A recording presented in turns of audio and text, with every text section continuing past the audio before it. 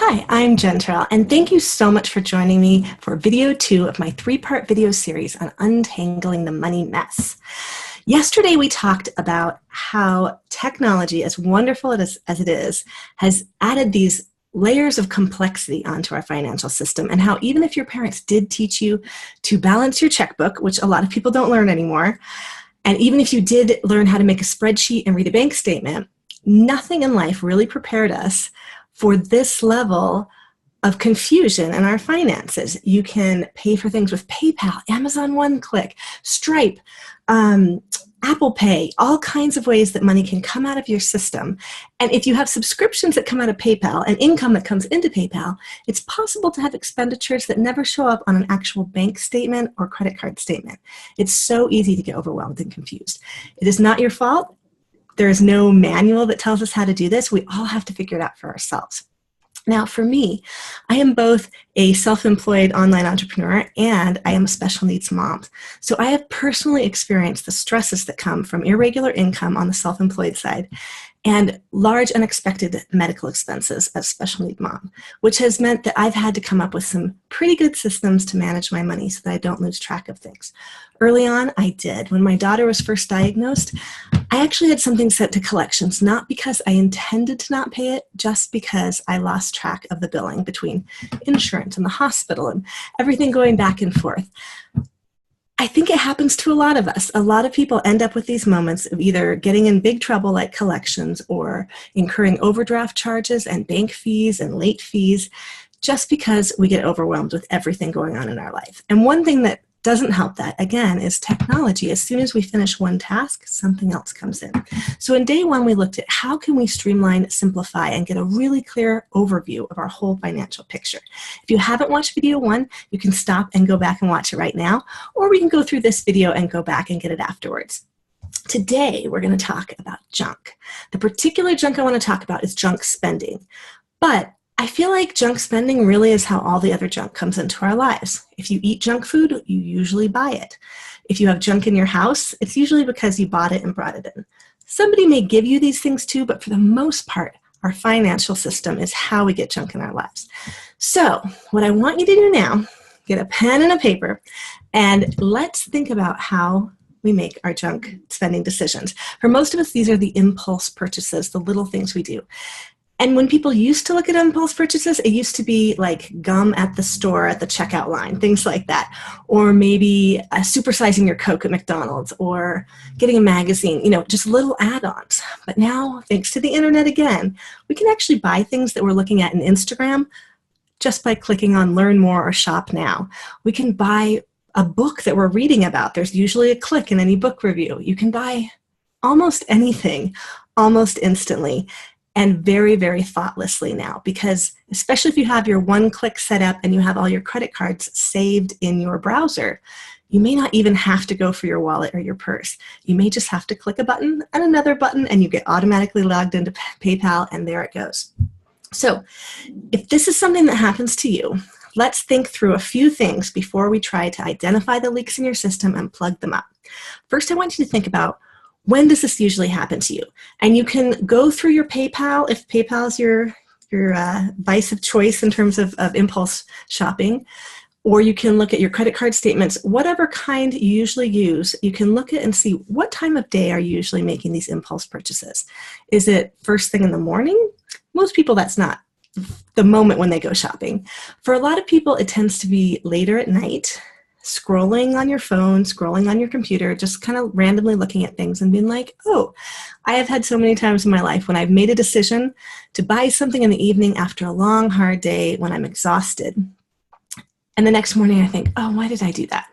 If you've ever experienced that, then this may be the pain point that you need to look at, is scrolling on the internet in the evening. For some people, it's actually going in-person shopping, especially if this is a social event for you. If you go meet friends and go shopping, then maybe actually pulling your credit card out of your wallet and paying in person is the time when you're doing these impulse purchases. For others, it might be rushed grocery store trips with kids, like whiny kids on the way home and you need to get dinner ready. Is that when you're making those impulse purchases to quiet the kids down, buying some cookies, buying some extra toy that they have by the checkout stand or something. So think through your day and think about when does this happen for you? And write that down. After we've gone when, then we need to look at where. So again, is this happening in bed at night? Is it happening at Target, at the grocery store, at the mall? Write that down. Write down when is your weak point when you make those impulse purchases. And then how. Again, I mentioned before, are you using your online payment systems? Are you pulling out your credit card? Are you using saved credit cards that are in your browser? And then let's think about why. When you make an impulse purchase, a lot of times we do it to relieve stress or to get a little endorphin hit when maybe we're feeling a bit down, maybe we're exhausted, maybe we're feeling like, I don't know, like today wasn't a win. And to be honest, acquiring something, buying something, that feels like power. That feels like a win. Like I chose this thing, I clicked on it, it's coming to me, I have some power in this world. So if you can look at how you're feeling, what your emotional state is, like why you felt the need to make that purchase that you then later decided you shouldn't have made, was not worth it, ended up being junk. Those are the only things I'm talking about. I'm not talking about anything that makes you feel amazing. I'm not talking about anything that really brings joy to your life. And I'm not talking about anything that's necessary or nurtures you or your family. That's not the junk. The only things we're talking about are those like empty calorie of life type purchases. And sometimes it's not things. Sometimes it's little experiences, little things that just take up a moment that fill a void. So we've looked at when, where, how, and why. Take a breath and just kind of look at that list and think about it, because often this is a weak emotional moment when these things happen. And I want you to think about what you can do instead that would also give you that feeling of having a win, of having some power. Sometimes it could be going out in nature and taking a walk. It could be taking a hot bath, closing the doors, and telling your spouse that they have to take care of the kids for a while. It could be making a really good meal. It could be getting a massage, though that often costs money, but if it nurtures your soul, then that's a totally different category than junk spending. So try to make a list of things that make you feel really good, that make you feel the way you want to feel when you're often doing this junk spending. And after that, we're going to look at this pattern. So if Amazon one-click is the way you usually make your junk spending, I want you to go into your Amazon settings and disable one-click. Make it so you have to put in a credit card. Wipe out all saved credit cards. Tell it not to save any. If it's your browser that is saving your credit cards and making it so easy for you to buy, go in and tell it to wipe out all credit cards from the browser. You can wipe out all history. Then it won't save the things you bought in the past too.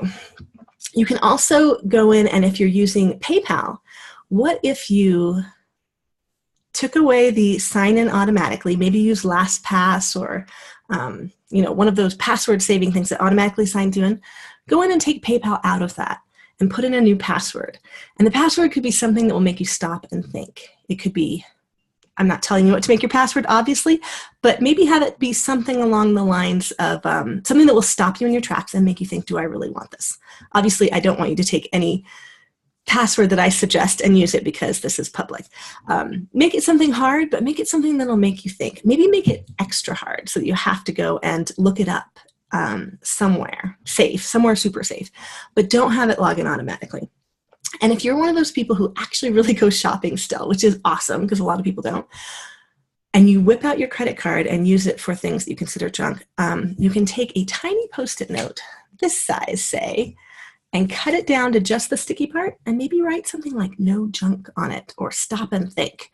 Something that will remind you when you pull it out and are about to pay, because you'll have to peel it off to hand it over probably. It'll just give you enough pause to maybe think, oh, do I really want this? Is it really going to nurture my soul? Is it really going to help my family? Is this in creating more income? Is this something that I really want? And if it's not, then you can stop. Now, let's think about the where too. So we've gotten how, which is, are you using your online payment processor? Are you using your credit card? Are you using PayPal? We've talked about the why, like what is the feeling you really want to get when you make those kind of purchases? The where, let's talk about that for a minute. So if being in bed and having your phone or your computer with you as you scroll at night right before you go to sleep is your danger zone, maybe you could make a no computer in bed rule for yourself, or no phone in bed. Finish using the phone, then brush your teeth, then get into bed. It's supposed to be better for sleep anyways. And you could also Make yourself a Post-it note that says, don't buy this till tomorrow. Another thing you could do is make a Pinterest board for the things you look at night and like, but don't let yourself buy them for more than 24 hours. Put it on a Pinterest board, go back, not the next morning, but let's go back the following morning and see what's there. Go back later and see, is this something I really, really want? Is it something I really need? Is this something that's really going to enhance my life? And then the where. Let's think about if you're at the mall, and that's what you do with a group of friends to socialize, maybe you guys could meet somewhere else. Maybe you could meet for yoga.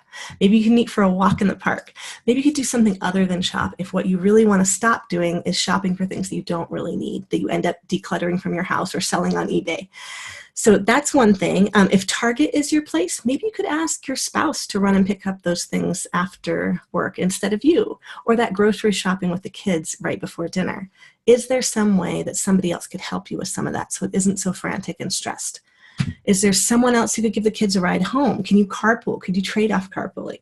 Could you make it through tonight without that shopping? Could you go shopping tomorrow at a different time or over the weekend? Making out meal plans always helps for those sort of things. So it just takes a little more planning ahead of time.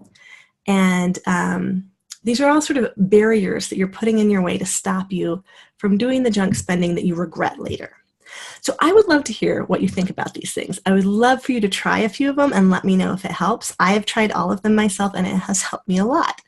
Because really, most of us don't want junk in our lives. And the decluttering industry in the United States is huge only because we consume so much stuff that we don't actually want.